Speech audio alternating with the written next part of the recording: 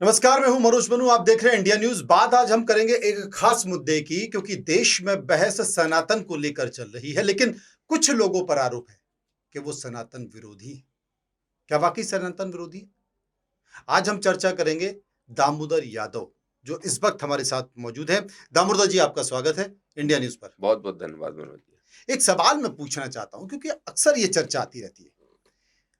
आपको सनातन से कोई परेशानी है? सनातन से कोई तकलीफ है? और अगर नहीं है तो आप सनातन विरोधी बयान क्यों देते रहते हैं? क्योंकि कई लोग इस बात का जिक्र करते हैं। मनोज जी, मैं यादव होने के नाते कृष्ण वंशज कहलाता हूँ। ठीक है। और जिसने भगवान श्री कृष्ण के कुल में जन्म लिया हो वो सनातन का विरोधी तो हो नहीं सकता। जहां तक मेरे बयानों की बात है, मेरे बयान सनातन विरोधी कभी नहीं होते।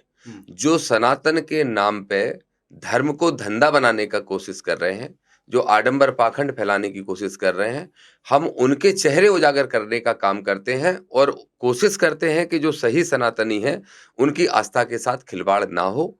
ये हमारा प्रयास रहता है। अब उनकी जो ट्रोलर हैं और उनके जो समर्थक हैं, वो इस तरीके का जानबूझ के पैसा खर्च करके प्रेज़ेंट करवाने की कोशिश करते हैं कि दामोदर की बात ना सुनी जाए, नहीं तो उनके खिलाफ एक माहौल बन के तैयार हो जाएगा। नहीं, ऐसा कौन करते हैं? कौन ये लोग करते हैं ऐसा? ये आपको मालूम है, आजकल जो पोस्टर बॉय हैं, मैं तो कहता हूँ एक सत्ताधारी दल के पोस्टर बॉय हैं धीरेन्द्र शास्त्री, वो ऐसा करते हैं। और वो इसलिए ऐसा करते हैं क्योंकि जब-जब उन्होंने गैर संवैधानिक कोई बात की या फिर उनकी भाषा की जब वो मर्यादाएँ लांघते हैं, एक संत के चोला पहन के और एक कथावाचक की मंच पे बैठ के जब वो अनर्गल बयानबाजी करते हैं, तो मैं उनके ऊपर बोलने का काम करता हूँ। उसको वो सनातन विरोधी सिद्ध पागल हैं करते हैं। लोग। 4 लाख, 5 लाख, 8 लाख, 7 लाख भीड़ सुनने आती है उनको। उनको छूना चाहती है भीड़। सुना है कि एक-एक सभाओं के बड़े-बड़े सूटकेस भी मिलते हैं उनको। और आप कह रहे हैं कि साहब जो है मनोज जी, आडंबर है। मुझे लगता है कि अगर ये देश हमारा बहुत बड़ा है, 150 करोड़ की आबादी का देश है। अगर 1% लोग भी इस गलतफहमी के शिकार हो जाते हैं, परेशान बहुत सारे लोग हैं कि किसी का कैंसर ठीक हो जाएगा, किसी के भूत-प्रेत बाधाएँ खत्म हो जाएँगी। मैं तो भूत-प्रेत मानता नहीं। या इस तरह की कोई भी समस्याएँ अगर दूर हो जाएँगी, तो लोग इस चक्कर में धीरेन्द्र शास्त्री के पास आते हैं। मैं चुनौती से कह रहा हूँ, धीरेन्द्र शास्त्री एक बार ये घोषणा कर दें, मैं दिव्य दरबार नहीं लगाऊँगा, सिर्फ़ कथा की मंच पे बैठ के, और एक बार कथा वाचन शुरू कर दें, 10,000 लोग भी उनकी कथा में नहीं पहुँचेंगे, क्योंकि उनको ग्रंथों का अध्ययन ही नहीं है। अच्छा, उनको शास्त्र के बारे में कोई ज्ञान बिल्कुल नहीं है। अध्ययन नहीं है। मैं तो उनको कई बार चुनौती दे चुका हूँ। जब वो मेरे ऊपर उल्टा-सीधा बोले थे, तो मैंने कहा था कि अगर आप में हिम्मत है तो मेरे साथ शास्त्रार्थ करो। मैंने शास्त्र पढ़े हैं, मेरे दादा ने मुझे पढ़ाए हैं, रामचरितमानस, शिव पुराण, गीता, हर चीज़ का मुझे अनुभव है, अध्ययन अच्छा। है। जी हाँ, और इतना अध्ययन है कि अगर धीरेन्द्र शास्त्री को उससे 10% भी हो, तो मैं मान जाऊँगा कि हाँ, मैं सनातन विरोधी हूँ और धीरेन्द्र शास्त्री ही असली सनातनी है। सच बात ये है मनोज जी, ये सनातन के दुश्मन हैं। इनको अगर मैं उजागर कर दूँगा तो सनातन सुरक्षित रहेगा, लेकिन ये सनातन के नाम पे बड़ा धंधा करके राजनीतिक एजेंडे को पूरा आपको करना डर नहीं चाहते लगता? आपको पता है उनकी भगवान से बात होती है टेलीफोन पे? हैं। अगर उनकी भगवान से बात होती है, हाँ? तो फिर उनको सुरक्षा की भी ज़रूरत नहीं होना चाहिए। अगर उनकी भगवान से बात होती है, वो लंकेश से बात करते हैं। मैंने तो रामायण में पढ़ा है कि लंकेश के पास मन की गति से चलने वाला एक रथ हुआ करता था। फिर हाँ। क्यों हेलीकॉप्टर, हवाई जहाज़ से घूम रहे हैं? उन्हीं का रथ हाँ, मँगा लिया करें। ये बात और भी है। आज के युग में जो हनुमान जी से बात कर लेता हो, जो रावण से, मैंने तो सुना था रावण मर गया, मुझे नहीं पता, उनका कहीं कनेक्शन होगा। तो अगर वो रावण और हनुमान से बात कर लेते हैं, तो ना ही सुरक्षा की ज़रूरत है, ना ही कैंसर अस्पताल बनाने की ज़रूरत है। हाँ, हाथ रखो और कैंसर ठीक। कैंसर ठीक। हाँ? और मैंने तो एक कोर्ट में केस लगाया है, उसमें प्रमाण भी दिया है जज को जबलपुर में। क्या? मैंने ये साक्ष्य प्रस्तुत किया है कि एक 4th स्टेज कैंसर वाला उनके पास गया। उनने दावा करते हुए कहा कि कोई बात नहीं, इतनी परिक्रमा और कर लो, ये विभूति ले जाओ, गौमूत्र पीने लगो, ठीक हो जाएँगे। उन्होंने दवाई बंद कर दी, उनकी मौत हो गई। और मौत हो और गई इसका तो ज़िम्मेदार पंडित धीरेन्द्र पंडित शास्त्री। धीरेन्द्र शास्त्री हैं। और इसीलिए मैंने लगाया, मैंने कोर्ट गया हूँ इस मुद्दे को लेके कि धीरेन्द्र शास्त्री अपनी कथा की मंचों पे बैठ के छूत-अछूत की भी बात करते हैं और हेट स्पीच देते हुए एक धर्म के लोगों, विशेष के लोगों को टारगेट करने का काम करते हैं। तो सांप्रदायिकता भी फैलाते हैं, छुआ-छूत भी फैलाते हैं। जिस भाषा का वो इस्तेमाल करते हैं, टट्टर बंदे, लकड़ी लगे, आगी के लगे, उन सबसे बच्चे बच्चे जो जिनके घर के लोग फॉलो करते हैं, उनके बच्चे तक ठटरी बंदे की गालियाँ आजकल देने लगे हैं। तो ये सारी की सारी चीज़ों के लिए उनकी कथा बैन होना चाहिए, इसके लिए मैं कोर्ट गया हूँ। वो बताते हैं धर्मांतरण को लेकर बड़ा वो करते हैं, धर्मांतरण नहीं होना चाहिए, गरीबी नहीं होना चाहिए। लेकिन बताते हैं धर्मांतरण को लेकर या लव जिहाद को लेकर ही शायद परिवार में कोई ऐसी विसंगति रही है जो कि लगातार एक पीड़ा है, उनके दर्द है मन में जो बार बार निकल कर आता है। मैं ऐसा मानता हूँ मनोज जी, ये थोड़ा व्यक्तिगत हो जाएगा। मैं हमेशा मुद्दों पे बात करते हुए ऐसे मुद्दों पे बात करता हूँ और हमेशा मर्यादा संविधानिक दायरे में बात करता हूँ। वो उनका व्यक्तिगत हो जाएगा, लेकिन उनकी पीड़ा जरूर निकलती है और जो सुनने में आता है तो मुझे लगता है कि इस तरीके का कोई घटनाक्रम हुआ है। लेकिन मैं ये भी कहता हूँ भाई कि अगर धर्म की रक्षा करना है या धर्मांतरण करने वालों पे बैन लगाना है तो उनको इसके लिए कोई अच्छा कदम अगर वो सकारात्मक पक्ष में उठाएंगे तो मैं भी तैयार हूं। वैसे तो सबको स्वतंत्रता है अपने मन से अपना धर्म मानने का, अपना ईश्वर चुनने का और अपना जीवन साथी भी चुनने का। तो इसमें धीरेन्द्र शास्त्री को मेरे ख्याल से तो कोई दिक्कत नहीं होना चाहिए। बुंदेलखंड से आप भी आते हैं, बुंदेलखंड से पंडित धीरेन्द्र शास्त्री भी आते हैं, लेकिन बुंदेलखंड की जमीन ऐसी है जहां गरीबी चरम पर है, जहां भुखमरी चरम पर है, बड़ी संख्या में लोग पलायन कर रहे हैं। मैं तो ये कह रहा हूं कि आप लंदन में, आप इंग्लैंड में, आप अमेरिका में, आप ऑस्ट्रेलिया में सभाएं कर रहे हैं, बुंदेलखंड की धरती को आप ऐसा बना दो कि कोई भी गरीब ना रहे, कोई भी भूख से ना मरे। बिल्कुल ठीक बात है और ये बात मैंने भी अभी कही। उनके कुछ समर्थकों ने मुझसे बात की थी तो मैंने साफ तौर पे कहा, उन्होंने कहा कि धीरेन्द्र शास्त्री जी पूछ रहे हैं कि हमसे क्या ऐसा हुआ है कि गलतियां हो रही हैं। तो मैंने उनसे कहा कि जिस हिंदू हिंदू एक की बात करते हुए जाति पाति को दूर करने की बात करते हैं, बुंदेलखंड के अंदर ही सबसे ज्यादा एट्रोसिटी होती है। रोज जातिगत घटनाएं होती हैं डेली और उसके किसी भी एक घटना पे धीरेन्द्र शास्त्री का कोई बयान नहीं आता। झांसी के रेलवे स्टेशन पे जब आप जाके देखोगे तो हजारों लोग आज की तारीख में पलायन करने की स्थिति में है। वही टीकमगढ़, वही सागर, वही छतरपुर, वही एरिया है, वहीं के धीरेन्द्र शास्त्री रहने वाले हैं। इस दिशा में कोई कदम धीरेन्द्र शास्त्री नहीं उठाते। कथा बाँचना, कथा वाचक संत हो मनोज जी, ये जरूरी नहीं है। संतों का सम्मान हम भी करते हैं, प्रेमानंद जी जैसे संतों का, हरिगिरी महाराज, बहुत सारे संतों का हम सम्मान करते हैं। अगर उनके अंदर संत वाले जरा भी गुण दिखाई देंगे तो मैं भी उनका सम्मान करने का काम करूंगा। मैं कहूंगा आपके माध्यम से, आपका बड़ा चैनल है, आप बड़े पत्रकार हैं, एक संदेश देना चाहता हूं। दामोदर यादव किसी धर्म, किसी जाति, किसी वर्ग, किसी व्यक्ति का विरोधी नहीं है। जो गैर संवैधानिक बात होगी, जो मानवता के विरोध में बात होगी, हम उसका विरोध करेंगे। नहीं, पर मुझे लगता है कि आप धर्म विरोधी हो, आप सनातन विरोधी हो। अभी एक नवग्रह मंदिर बन रहा था जी, इतना बड़ा मंदिर, उसमें इतनी महंगी महंगी मूर्तियां लगी हुई हैं, इतना भव्य, करोड़ों, मुझे लगता है 100 करोड़ से ज्यादा खर्च करके मंदिर बनवा दिया गया, आप उसी का विरोध करने लगे। मैंने मंदिर का विरोध मनोज जी नहीं किया। मैंने ये कहा कि अगर मंदिर बनाना है तो सरकार वो जमीन पहले वापस ले ले, लीज पे दी हुई जमीन। कौन सी जमीन है वो? शुगर मिल के लिए जो जमीन लीज पे दी गई थी, अगर शुगर मिल किसी कारण से ठप पड़ गया, बंद पड़ गया, तो लीज धारक कभी किसी को दान नहीं दे सकता जमीन। तो कैसे किसी एक व्यक्ति ने लीज दान पे दे दी दूसरे व्यक्ति को? जो पूर्व गृह मंत्री जी हैं, उनके सारे के सारे रिश्तेदार हैं, उन सब ने एक ट्रस्ट बनाया और ट्रस्ट बनाने के बाद वो हजारों करोड़ की चूंकि जमीन है, तो उस जमीन को हथियाने के लिए मंदिर का इस्तेमाल किया गया। आपको पता है पूर्व मंत्री नरोत्तम मिश्रा कानून मंत्री भी रह चुके हैं, गृह मंत्री भी रह चुके हैं, क्या उनको इस बात की जानकारी नहीं थी? इसीलिए तो वो कानून तोड़ना ज्यादा अच्छे से जानते हैं। अच्छा, कानून तोड़ा गया? कानून तोड़ना जानते हैं, कानून के साथ खेलना जानते हैं, इसीलिए उन्होंने कानून को तोड़ते हुए जमीन को हथियाने के उद्देश्य से, भूमाफियागिरी करने के उद्देश्य से ये सारा काम रचा किया है, ये षड्यंत्र रचा है।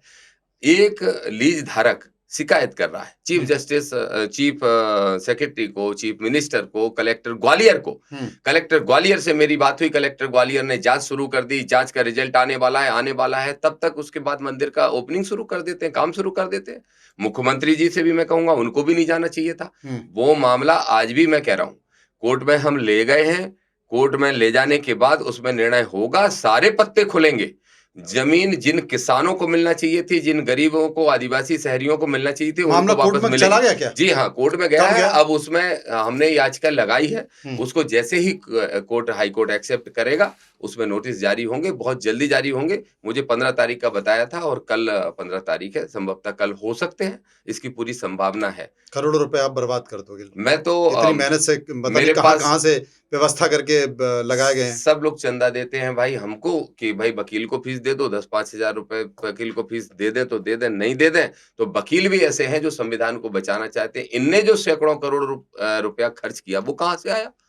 कहां से आया पैसा? है तो जनता का पैसा, करप्शन का पैसा है, पहली चीज। दूसरी वो जो जमीन है, दूसरी मनोज जी जो जमीन है, वो जमीन जब सरकारी है, ये बिल्कुल प्रमाणित है कि वो जगह सरकारी है। अच्छा, पूरे प्रमाण है आपके निश्चित पास? रूप से प्रमाण है। और जब जगह सरकारी है तो मैंने मुख्यमंत्री जी से एक आग्रह किया, आपका चैनल के माध्यम से फिर आग्रह कर रहा हूं कि सरकार की जमीन है और जनता का पैसा है, बनाने वाला पैसा जनता का है और जमीन सरकार की है, तो मध्य प्रदेश की सरकार, धर्मस्व विभाग उसको अपने अंडर ले ले, अब आधिपत्य में ले ले। अच्छा, मंदिर को तोड़ने के बिल्कुल पक्ष नहीं, में नहीं है? बिल्कुल नहीं। मैं कह रहा हूं बिल्कुल मंदिर नहीं तोड़ा जाए, मंदिर की रक्षा, सुरक्षा, सम्मान सब कुछ हो, लेकिन मंदिर पे होने वाला चढ़ावा किसी की कोई अपनी उसको प्रॉपर्टी के रूप में यूज ना करे, कोई अपनी उसको शब्द गलत हो जाएगा, ऐशो आराम के खर्च ऐशो आराम में यूज हाँ। ना करे, और किसी की निजी संपत्ति ना हो के वो धर्मस्व विभाग के अंतर्गत मंदिर का संचालन हो, कलेक्टर ग्वालियर का उसके ट्रस्ट का चेयरमैन रहेगा, और जो भी चढ़ावा उसमें आएगा वो जनहित के मुद्दों में खर्च होगा, जनता के विकास के लिए खर्च होगा, क्योंकि वो पूरा का पूरा पैसा फिर सरकार के पास होगा। अभी करोड़ों रुपए कमाने के मैं उद्देश्य देख रहा हूं कि एक नई दुकान पूरे खोली गई। प्रदेश में बिल्डोजर चल रहे हैं। जरा से बात हुई, बोले सरकार ने इतनी जमीन खाली कराई, उतनी सरकारी जमीन खाली कराई। सैकड़ों, करीब 3,500-4 हजार एकड़ जमीन है वो, और 100-150 एकड़ में ये मंदिर बना है, बाकी तो सारी जमीन खुर्द-बुर्द हो ही रही है।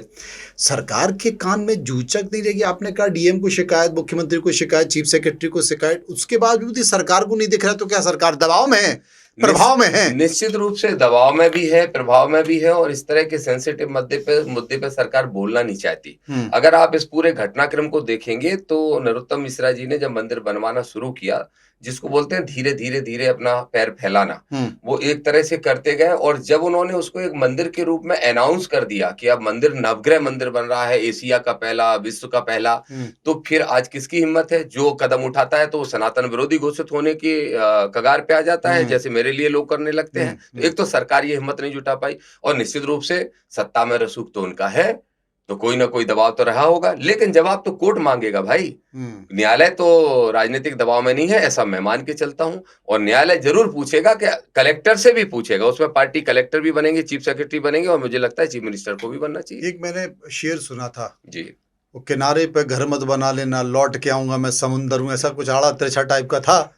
तो राजेंद्र भारती इसका उदाहरण है। राजेंद्र भारती को उन्होंने चैलेंज दिया था, घर मत बना लेना, मैं लौट के आऊंगा। राजेंद्र भारती लहरों में बेचारे उनका घर टूट गया। क्या है ये केस? देखिए, ऐसा है कि आज से कई साल पहले इलेक्शन कमीशन ऑफ इंडिया ने भी उनको अयोग्य घोषित कर दिया था, लेकिन उनकी सदस्यता नहीं गई, नरोत्तम मिश्रा की। अच्छा, उनकी सदस्यता नहीं जाती, सालों तक नहीं जाती। हमारी मध्य प्रदेश की विधानसभा अध्यक्ष जी उनकी सदस्यता को तो सुनी नहीं करते, लेकिन राजेंद्र भारती की अगर सदस्यता गई, 1 बजे डिसीजन होता है और रात को 10:30 बजे सदस्यता चली जाती है, और रात को 10 बजे विधानसभा खोली जाती है। ऐसी क्या आफत आ रही थी? तो निश्चित रूप से इस पर सवाल खड़ा होता है। दूसरा, मैं आपको स्पष्ट तौर पर बताऊं, ऐसा है कि समुद्र के किनारे राजेंद्र भारती ने घर बनाया था, सीमेंट अच्छी नहीं लगाई थी। अच्छा। अब हम अच्छी सीमेंट लगाएंगे। संविधानवादी सोच के लोग इकट्ठे होके, मानवता को बचाने वाले किसान और मजदूर और नौजवान सब इकट्ठे होके दतिया को भय मुक्त, मतलब आप ये कहना चाह रहे हो कि राजेंद्र भारती को लेकर ये डायलॉग दे दिया था, दामोदर यादव को लेकर ये डायलॉग मत दे देना। दे दें तो फिर उनको पता चलेगा, दे दें, मेरी चुनौती है, दे दो। कितने डायलॉग हैं आपको? वो भी जानते हैं मुझे लेके कोई डायलॉग देंगे नहीं वो, क्योंकि उन्हें मालूम है नहीं, वो मुझसे नहीं। दामोदर यादव से नरोत्तम मिश्रा डरते हैं क्या? दामोदर यादव से नहीं, संविधानवादी सोच और जागृति जिसके भी मन में है, उससे नरोत्तम मिश्रा डरते हैं, और डरते हैं, और डरेंगे, इसलिए डरेंगे। देखिए, चोर की दाढ़ी में तिनका, उनको मालूम है उन्हें क्या क्या गड़बड़ियां की, उन्हें मालूम है कि ये लड़ना जानता है, वो उन्हें मालूम है कि ये झुकना नहीं जानता, इसलिए डरते हैं। अभी जो सर्वे सोशल मीडिया पे चल रहे हैं, 70-30% का रेशियो आ रहा है, लोग कह रहे हैं मैं लड़ूंगा चुनाव, मैंने तय कर लिया, और मैंने इसीलिए तय किया कि आदरणीय राजेंद्र भारती जी के जो प्रयास थे नाकाफी रहे। दतिया की जनता ने बड़ी उम्मीद के साथ उनको इसलिए बनाया था कि एक बार ये भय का माहौल समाप्त करो, और जो जहां से आया, जो जंजाल से आया, उस होता करो। राजेंद्र भारती ने भी बड़ी बड़ी बातें की थी कि भय का माहौल खत्म कर दूंगा, ये कर दूंगा, वो कर नहीं पाए। वो भले ही नहीं कर पाए हो, लेकिन मैं कर सकता हूं, ये दतिया की जनता अच्छी तरह से जानती है, और मैं अभी भी करता हूं। अभी भी अगर दतिया में कभी भी कोई संकट आता है, तो भले भारती जी घर से निकले हो ना निकले हो, लेकिन हमारे साथी जाके सड़कों पर लड़ाई लड़ते हैं, और इसीलिए ये डरते हैं, और डर का कोई बड़ा कारण भी नहीं। तो चुनाव लड़ना तय कर लिया अपन ने, चुनाव लड़ेंगे? मेरी बात आदरणीय चंद्रशेखर आजाद जी से एक जनरल डिस्कशन हुआ था, उन्होंने ही मुझे वो विधानसभा अध्यक्ष का लेटर भेजा था, तो उन्होंने मुझसे कहा कि दतिया में बहुत भय का माहौल है, आपको चुनाव लड़ना चाहिए। तो मैंने कहा मैं दतिया जाके देखता हूँ। मैं तो देखने ही जा रहा था, तब तक उन्होंने अनाउंस ही कर दिया, एज ए कैंडिडेट ही घोषित कर दिया।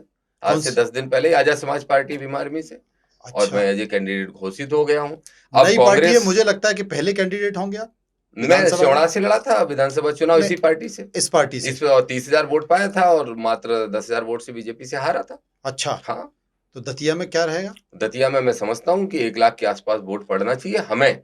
और देखिए, दतिया का चुनाव इस बार उन 2 चेहरों के बीच में होगा। एक चेहरा वो जिसके कुछ समर्थक हैं, और एक वो चेहरा ढूँढ रही है जनता जो उस चेहरे को हरा सकता है, किस चेहरे को? नरोत्तम मिश्रा के चेहरे को। तो अभी आपने कैसे तय कर लिया कि पार्टी नरोत्तम मिश्रा को टिकट दे देगी? ऐसा मुझे लगता है, क्योंकि नरोत्तम मिश्रा के इशारे पे बहुत सारी चीजें चल रही हैं। नरोत्तम मिश्रा के जब नवग्रह मंदिर में जिसमें हजारों करोड़ का घोटाला है, उसको जब सरकारें नहीं रोक पा रही, वो पार्टी नहीं रोक पा रही है, डिसीजन एक दिन उसी दिन आता है, उसी दिन संस्था की जिस तरह की तेजी हो रही है, मुझे लगता है ये सब कुछ प्लान्ड है। इसीलिए किया गया है कि नरोत्तम मिश्रा को वापस विधानसभा भेजने की कोशिश की जाए, लेकिन उसकी उनकी राह में रोड़ा दतिया की नरोत्तम मिश्रा जनता है। वाकई इतने प्रभावशाली नेता हैं क्या? उनकी पार्टी के अंदर होंगे, लेकिन जनता में प्रभाव खो चुके हैं, ये आपको स्पष्ट है। आपको डर नहीं लगता? बिल्कुल डर नहीं लगता। क्योंकि चुनाव में देखो इतना बाहुबल, पूरी सरकार उनके साथ है, रात को विधानसभा खुलवा दी, भारती को निपटा दिया। आपको डर नहीं लगता? आपके लोग भी परेशान हो सकते हैं, हमार धमकियां मिल सकती हैं। देखिए, ऐसा है कि जब जिसके साथ जन सैलाब और जनबल होता है, हम्म, जनबल इस लोकतंत्र में सबसे बड़ा बल होता है। हम्म। मेरे पास जनबल है, मैं जानता हूँ।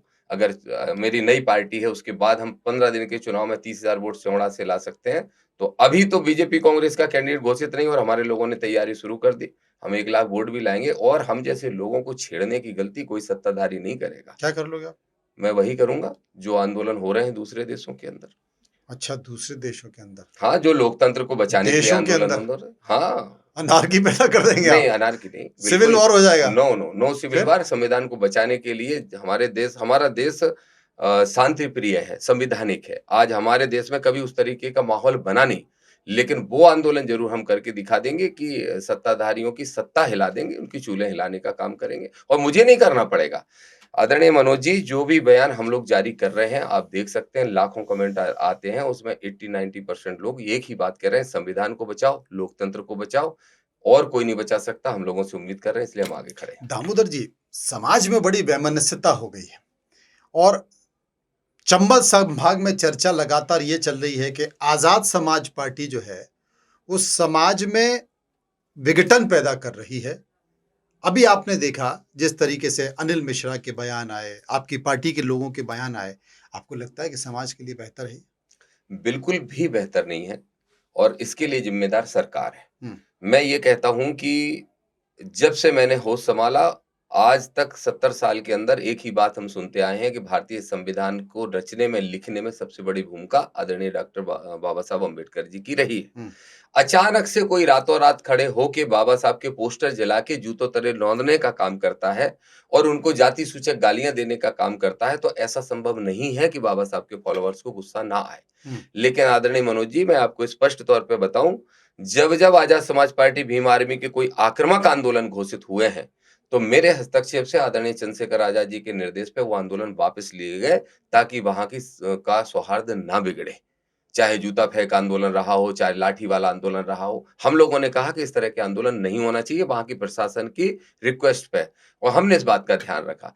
अब सोचना यह है, और जांच का विषय यह है कि वो चंद लोग 4, 6, 8, 10 खड़े होके रोज सड़क पे माहौल गर्म करके और अनावश्यक वातावरण गंदा करते हैं, उनको संरक्षण किसका है?